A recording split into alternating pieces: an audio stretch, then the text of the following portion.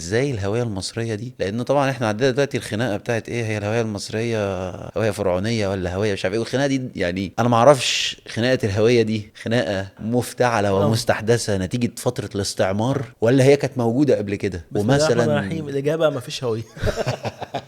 طبعا في تصور ما بعض الناس بتحاول تروجه ان الهويه المصريه دي حاجه ثابته فوق الزمان وفوق المكان وفوق، هي حاجه كده، دي الشخصيه المصريه حاجه ثابته في على مر الازمان وبتاع. طبعا ده كلام هكس مع احترامي للي بيقولوه. تعال نبص للتاريخ، انت راجل غيرت دينك 3 مرات، كنت بتعبد الوثن، بعد كده بقت مسيحي، بعد كده بقت مسلم، وغيرت لغتك مرتين 3 ما بين تطورات اللغه المصريه القديمه ثم بعد كده القبطيه واليونانيه. اليونان احتلوك 1000 سنه هم والرومان، يعني 1000 سنه. غيرت لغتك للقبطيه اللي هي مزيج ما بين اليونانيه والمصريه القديمه، تطور تاني مختلف، ثم بعد كده بقيت تتكلم عربي. فعن وعربي في اي الميكس بتاعك اصلا. فعن اي بقى ثبات في الهويه ده، كل ده انت بتتكلم عن ثبات في الهويه. انا راجل مغير، انا كتاريخ غيرت ديانتي اكتر من مره وغيرت لغتي اكتر من مره، وحصل قطيعه معرفيه من لحظه المسيحيه مع التاريخ المصري القديم، واستمرت طبعا مع الاسلام والعرب. فانت اصلا ما فيش حاجه اسمها ثبات.